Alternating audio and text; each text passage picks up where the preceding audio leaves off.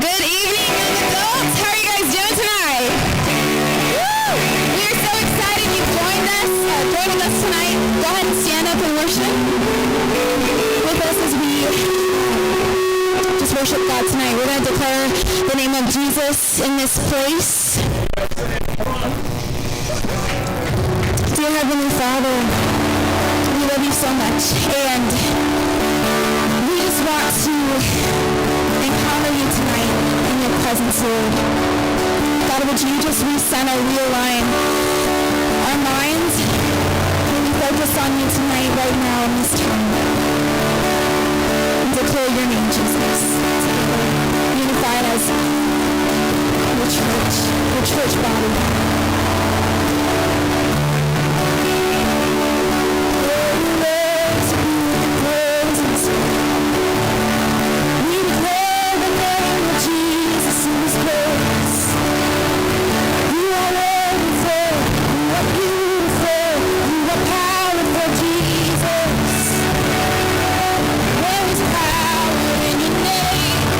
Oh, there is power in your name. Oh, there is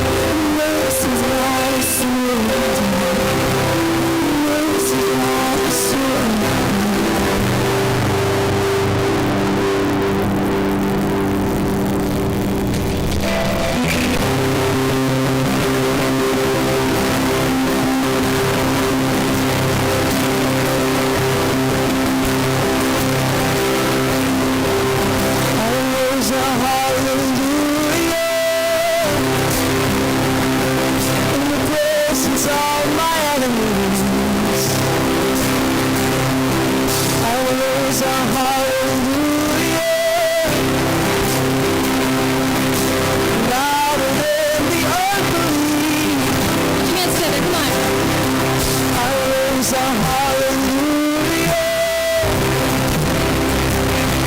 My weapon is a melody.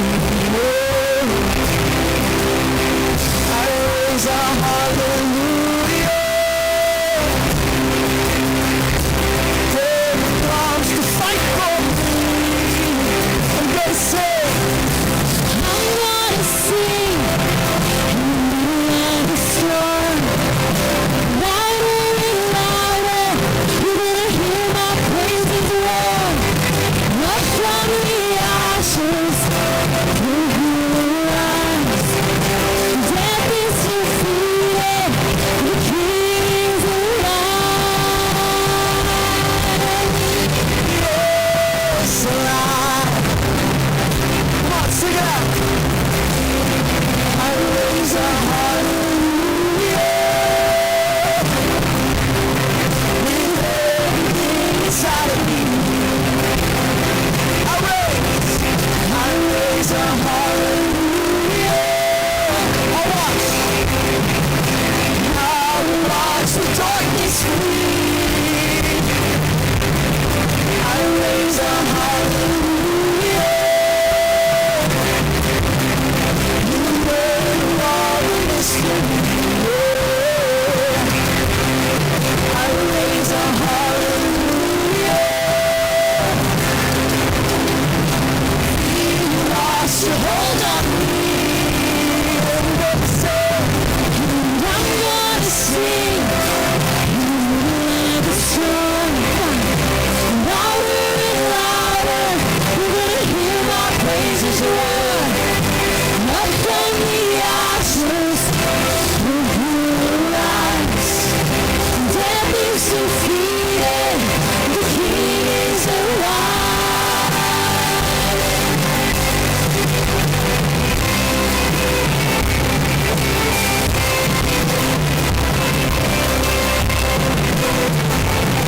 Come on, sing it louder. Sing it louder.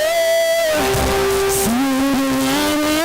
Come on, sing it louder. Over here. Sing it louder. Right to the back. Sing it louder. Sing it louder. Sing a little louder. Sing a little louder. Sing a little louder. In the presence of my enemies. Sing a little louder. No louder than the unbelief. Sing a little louder. My weapon is a melody. Sing a little louder.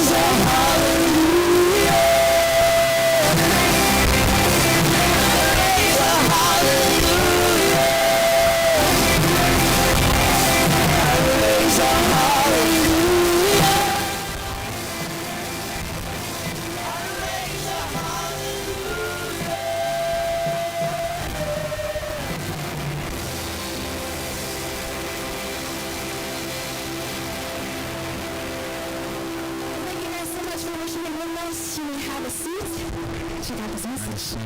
Nice. Hello. Can we give worship a round of applause? That was awesome. Nice.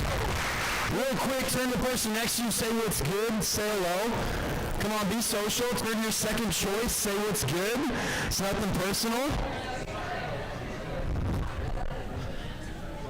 Thanks. You're nice. Man, I'm stoked that all of you guys are here. Someone heard that there was food after service and everyone showed up. I'm with you. I feel we got tacos coming up after this, so tacos are my love language. But then again, a lot of things are my love language. So my name is Steven. If I haven't met you, I'd love to meet you. There's a lot of new faces here, so I would love to introduce myself to you. I can talk about literally anything. It's a talent of mine, I feel like. Sometimes it gets irritating to other people, but literally anything you want to talk about, I'm down. Usually I like to argue first because that just makes things more fun.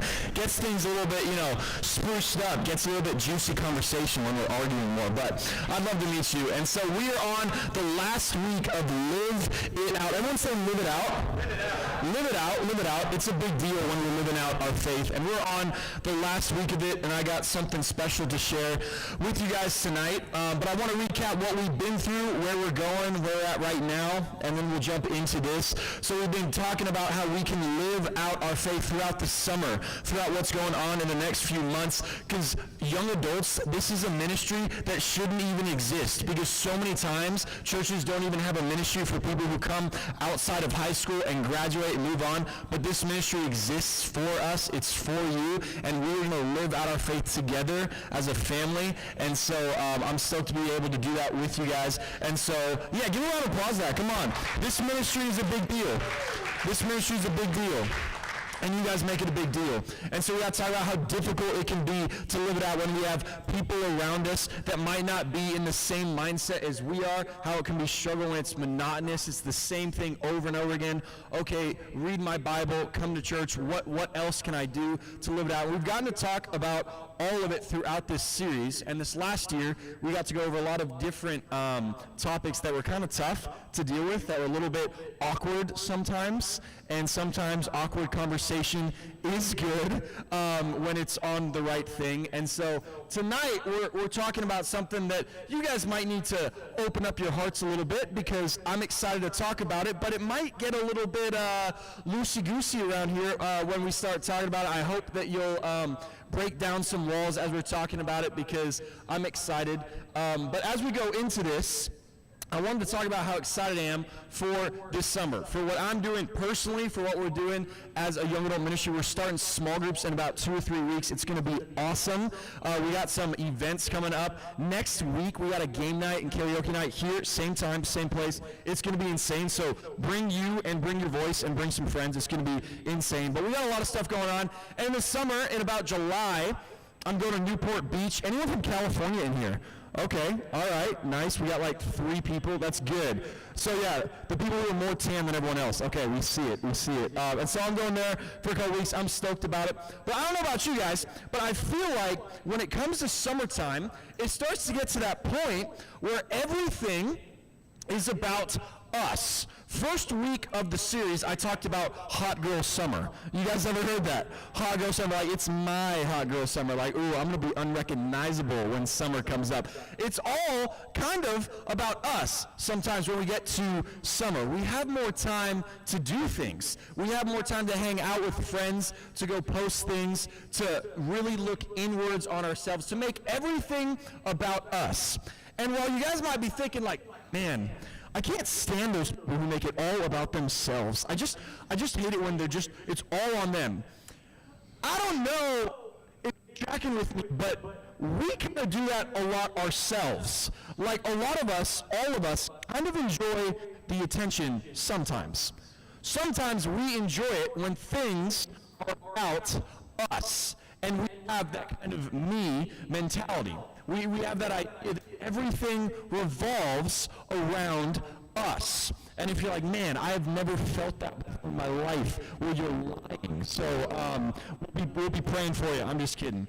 But we have this thing. I wanted to explain to you guys what this is. Maybe you've heard about this. Maybe you've heard about this syndrome that I call it. It's called the main character syndrome. You guys ever heard about that? The main character disorder. You guys nod your heads if you ever heard of that before. I'm going to explain it to you guys. I'm going to explain it to you what it is.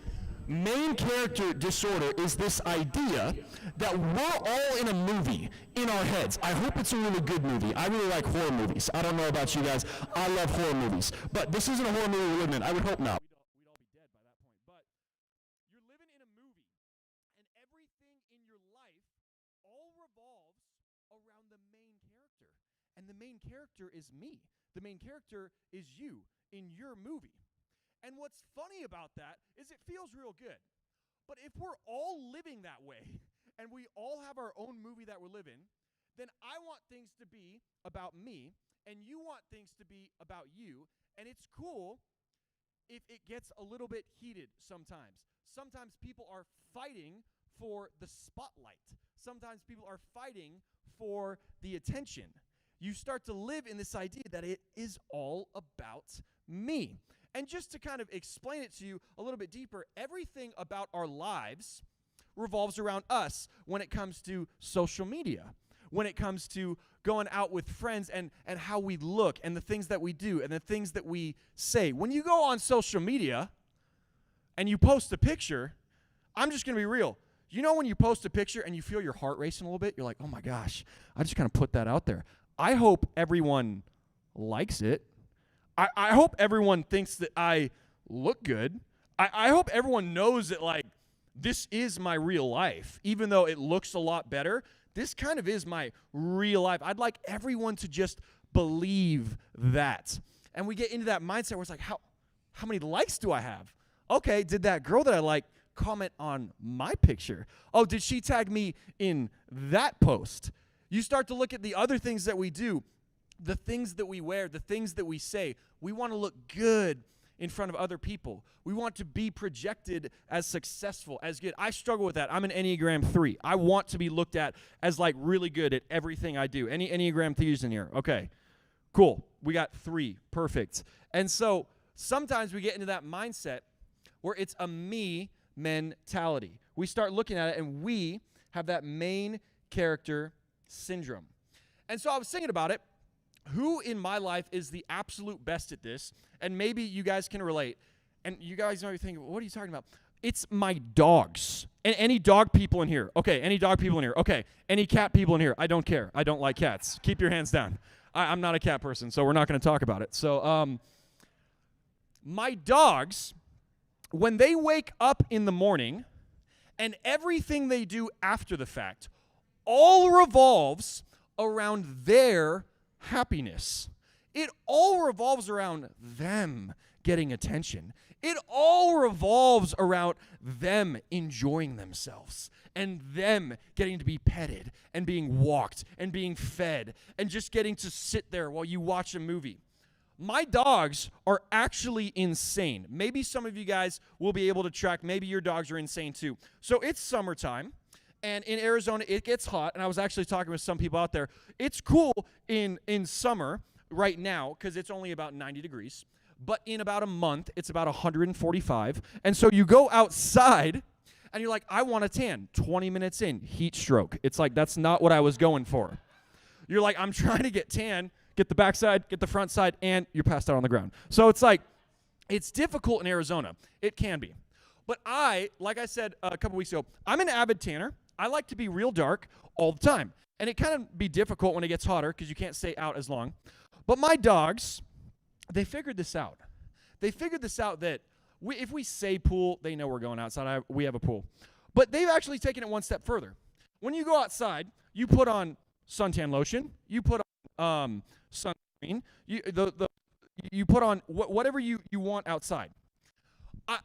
I put that on. My dogs smell it from the living room, and I am in my bedroom. So I'll be putting on this suntan lotion. I'll be getting in my swimsuit. They will smell that and come to my door and start pounding on my door and barking. It's like, first of all, can I get a little privacy? They are waiting.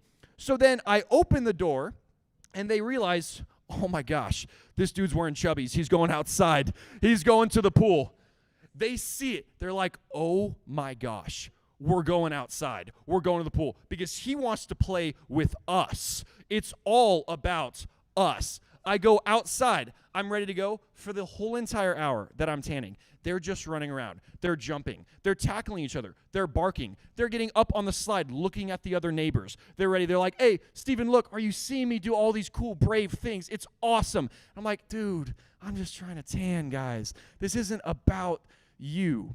And it's not just the pool. It's everything else in my life, too, that revolves around them. When I want some ice-cold water, I go to the fridge. And I go to the fridge, and I click the ice thing, and the ice comes out. Perfect. Now my dogs think, okay, he's getting ice for us. Awesome. So I press the ice button. All they got to hear is the clink of the ice next to the cup, and they're like, perfect, Steven, that's awesome. So just leave us some ice on the ground, and we'll call it a day. And so it's really awkward when we run out of ice, and it gets to the point where they're like, so what's going to happen here? So you want ice-cold water, and I want ice in my mouth. So how are we going to do this? And usually, I know, I'm a sucker for dogs. It's like, okay, here you go. If it was a cat, it's like, get out of here. But,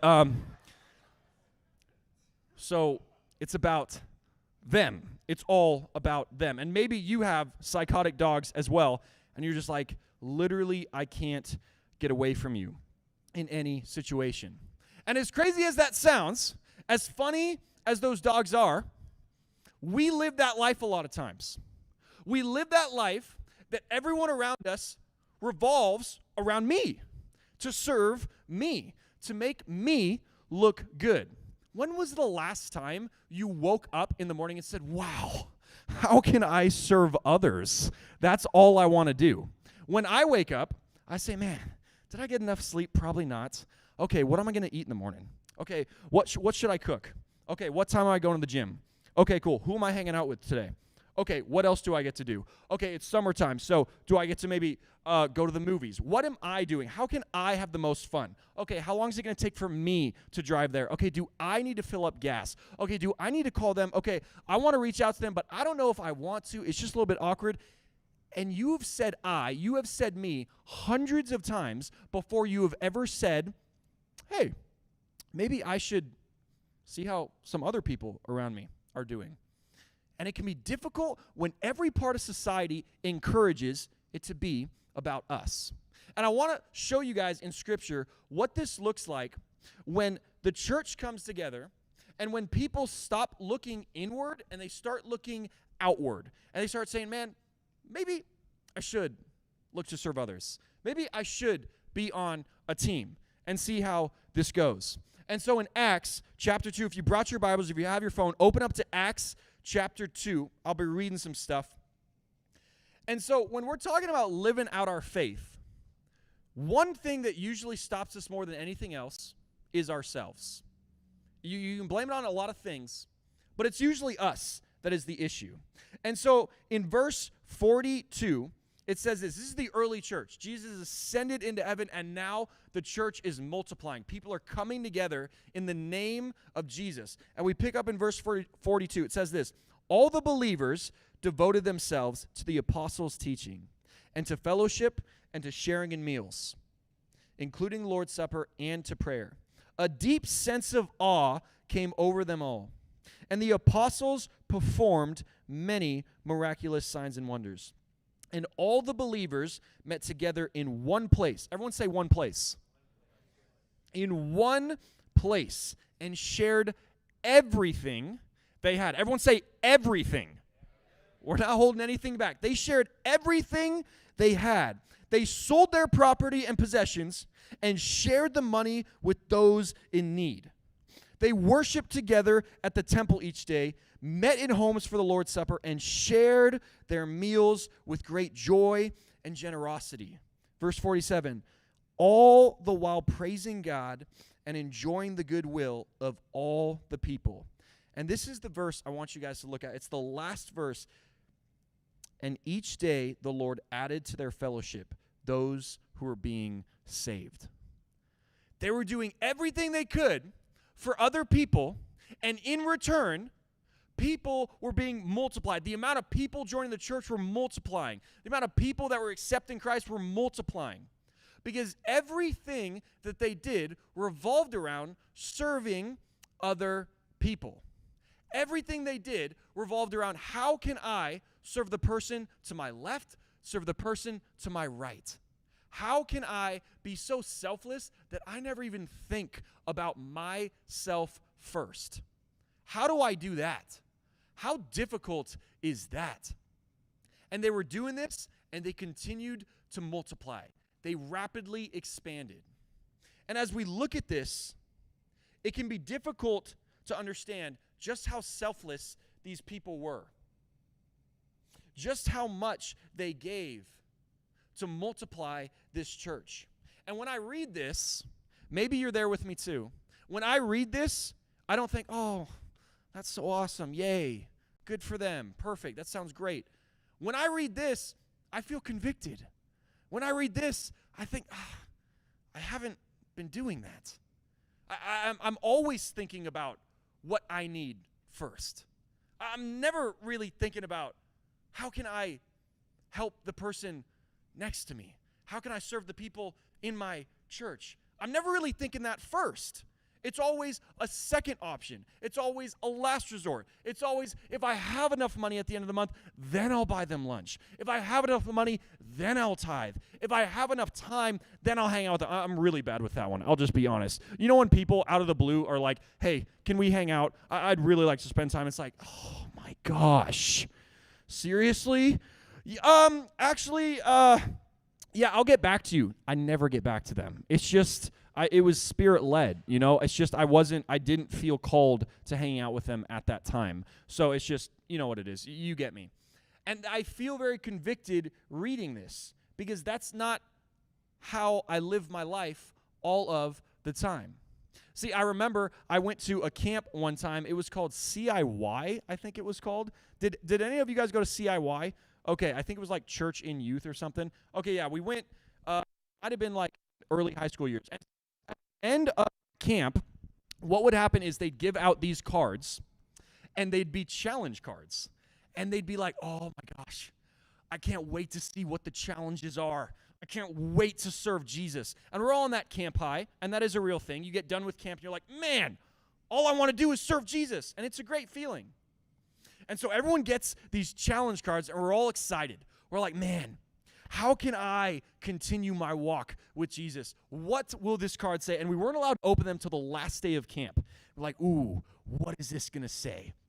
And so I got mine, and it said, reach out to one of the pastors at your church and see if you can babysit for him. And I was like, okay, perfect. That's fine. That's not too difficult at all.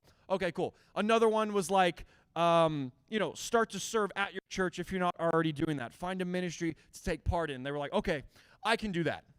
Well, this one guy who was like, I can't wait to open my card. He was making a show of it too. He was flaunting. He's like, oh man, I just can't wait to see how the Lord works in my life. And if he was genuine, awesome. I preach it, dude. And so he gets this card, and he opens it, and he reads it out, and you just see his face, and he's like, oh. And he's looking at it, he's like, and he looked really frustrated about it. And I was like, what in the world does it say?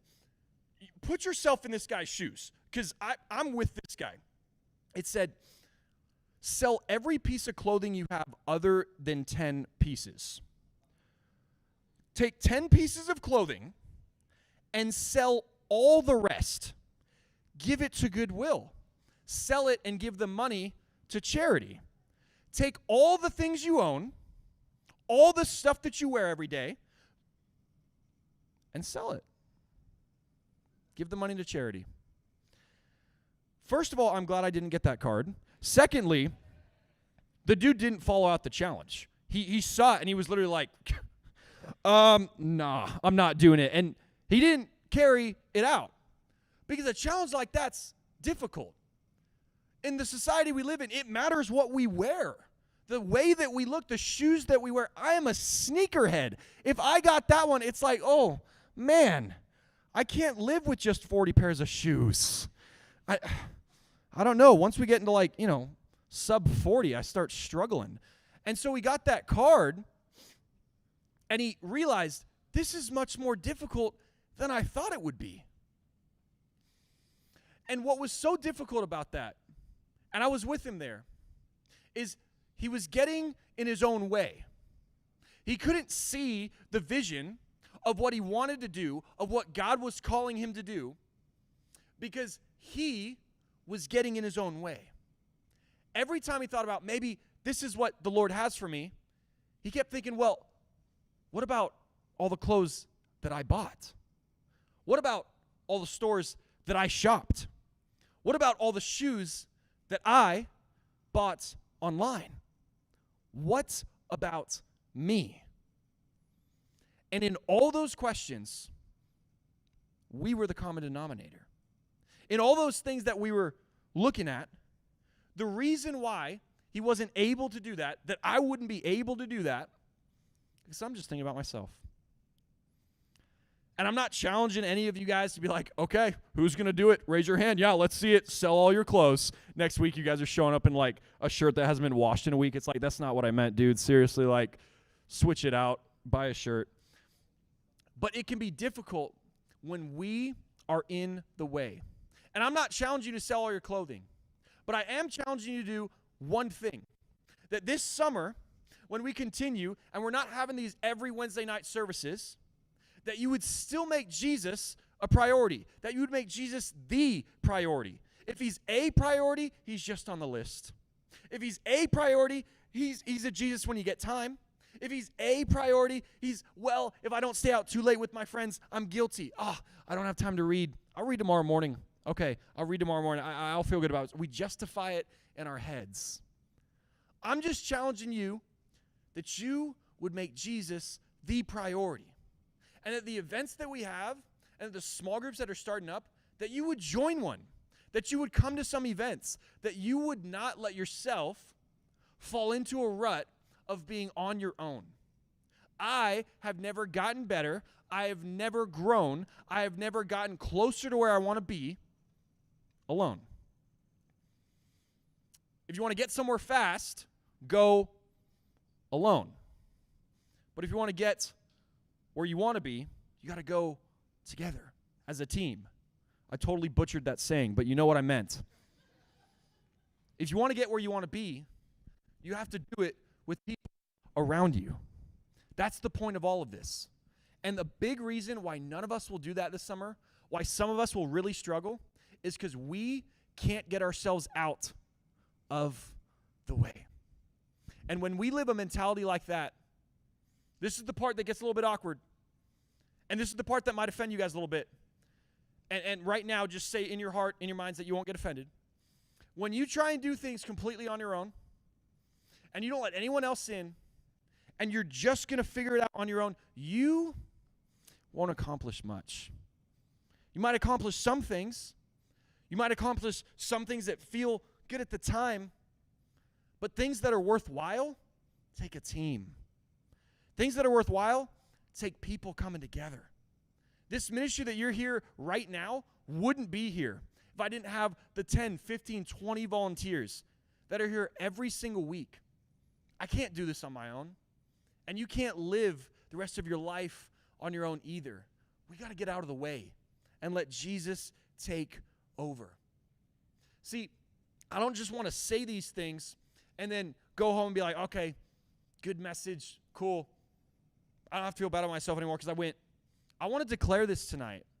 I want tonight to be something where we break off the chains, where we stop making it all about ourselves, where we take ourselves out of being the main character and maybe let some other people get on here. And worship team, you guys can come up. We're going to sing a song where we're declaring that Jesus is the one that we should be glorifying.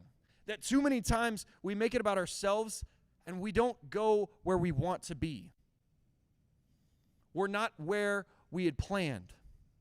And so this summer, when we move forward, as we get so many new people joining the ministry, I would just challenge you that you make Jesus the priority and get out of the way.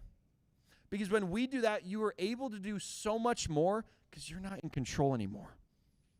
Because you're seeing things from a selfless perspective. We look in Acts 2, and we look in Acts 3, and we look in Acts 4, they continued to multiply. But never once in the Bible did it ever say God multiplied their church because they took it on their own, because they figured out a way to do it without people, because they figured out how to do it without anyone else helping them. Never in the Bible does it say that. But every time the church multiplied, every time the church grew and people were saved, it was when they were together.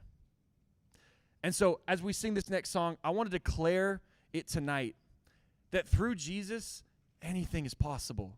Through Jesus, you can grow closer to him than you ever have before. Through Jesus, as you get out of your own way, you will be able to accomplish things that you haven't been able to before. Not on your own merit, but because Jesus is now backing us. Jesus is now the priority. So as we go into this, I'd ask that all of you guys stand and worship with us.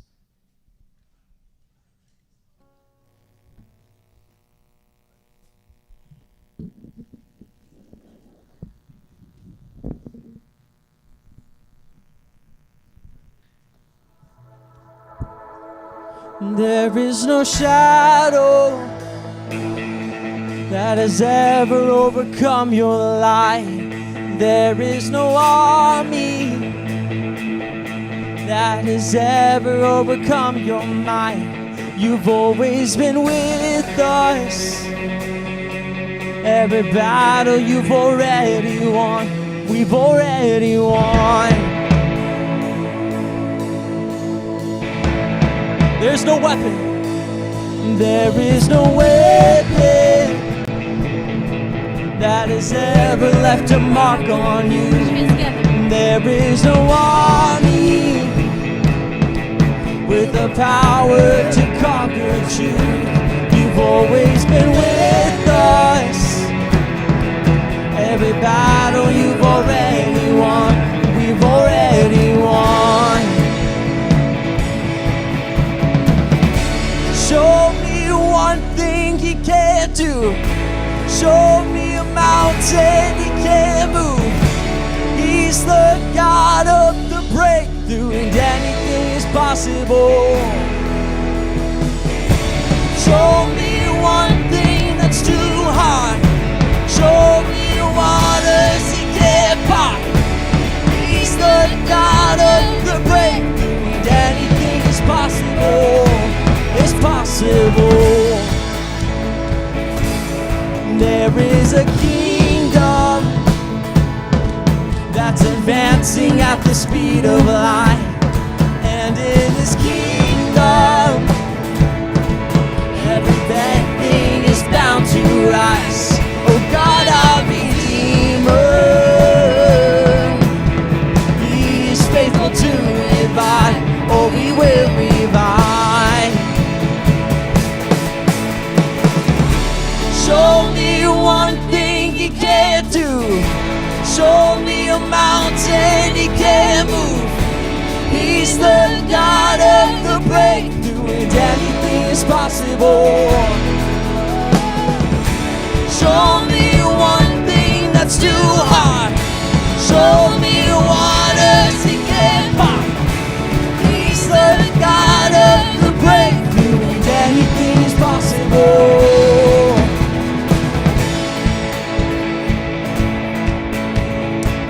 All of my fear turns into praise. And all of my fear I will turn into praise. Shake off despair as I sing out your name. A victory dance, I will dance out in faith. I will crush disappointment and break every chain. Come on! And all of my fear I will turn into praise. Shake off despair as I sing out your name. A victory dance, I will dance out in faith. I will crush disappointment and break every chain. And all of my fear I will turn into praise. Shake off despair as I sing out your name. A victory dance, I will dance out in faith. I will crush disappointment.